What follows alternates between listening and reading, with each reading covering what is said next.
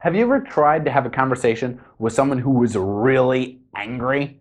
Hopefully you didn't make the number one mistake that most people make to guarantee that they don't calm down. What's that number one mistake? I'll tell you in just a second. Hi, I'm Brandon, co-founder of Life's Secret Sauce, where we teach motivated professionals how to fast-track their careers using the skills that we should have learned in school, like communication, storytelling, and body language, rather than learning how to line up by height, because that's really useful after you leave first grade.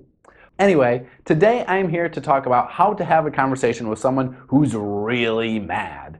I remember a couple years ago I was working at a jet ski rental and I did one of those super fast swoosh turns where you put a whole big spray up at the other jet ski, and after the water cleared I looked over and who was on the other jet ski?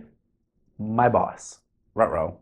I knew I had it coming. I could see him red-faced waving me in, go to the beach.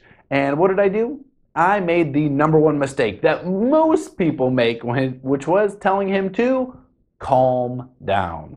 Now you would think that that would be the perfect thing to say. No one was hurt, there was no damage done, just calm down, I won't do it again, yada yada yada. Wrong thing to say. Unfortunately, when people are angry, one of the worst things that you can do is tell them to calm down. Normally that's just going to add fuel to their fire. So what you should do instead is called SARA, kind of like sorry but with a southern twang.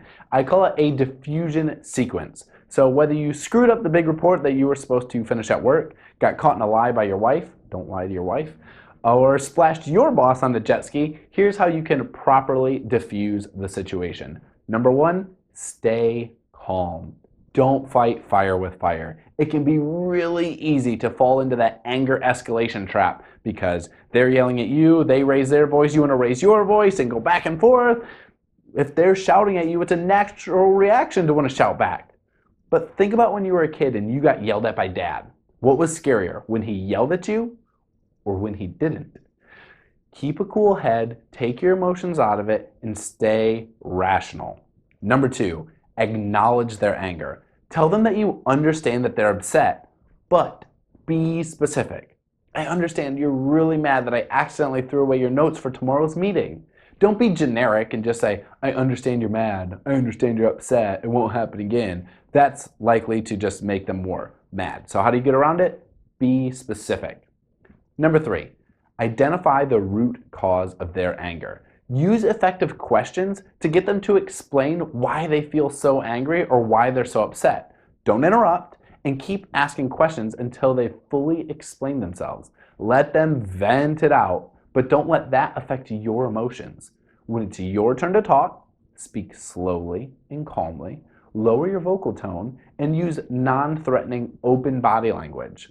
For example, if your boss says, I needed that report last week and you've been dodging me for 3 days, you can say, so you feel that I've neglected you when you needed some information from me. Is that right? See, you answered their question, but at the same time, it's like dumping a bucket of cold water on their fire. There's not a way to be angry if you pose a question in the right way.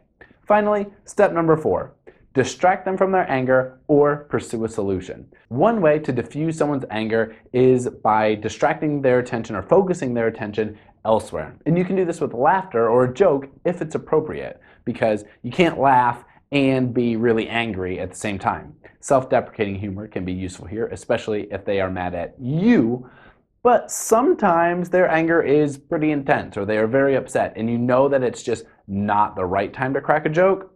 Don't do it, because you may make them even more mad if you're just trying to distract them from the situation at hand. You've got to judge the relationship and the situation and their severity of their anger before you try the distraction routine. But once you've acknowledged their anger, ask the right questions, let them vent it out, and you understand the situation, it's time to man up or woman up and ask what you can do to resolve the situation and make it right. If you messed up, fess up, get it over with, rip off the Band-Aid. If you're trying to defend your actions or make excuses and you're in the wrong, you may end up making them even more upset or angry or even jeopardize the trust that you've built within your relationship. Apologize if necessary and then ask what can be done to make it right. I've had my fair share of heated exchanges and I bet that you probably have too. But next time you come into one of these situations, try to use that diffusion sequence. Stay calm, acknowledge their anger, find the root cause, and apologize if necessary. And that's it. I hope you got a lot of value out of today's video. Short and sweet, you learned a thing or two, and now you know how to talk to angry people to make them not so angry. Go ahead and click subscribe right down there in the corner so you never miss a video. If you know someone who has a couple of anger issues, go ahead and maybe send them the link to this video as a little hint. Anyway, if you're ready to unleash your inner awesome, fast track your life, learn how to talk to anyone everywhere, and build an epic network, you can always check us out at our home on the web, www.lifesecretsauce.com. Until next time, ciao for now.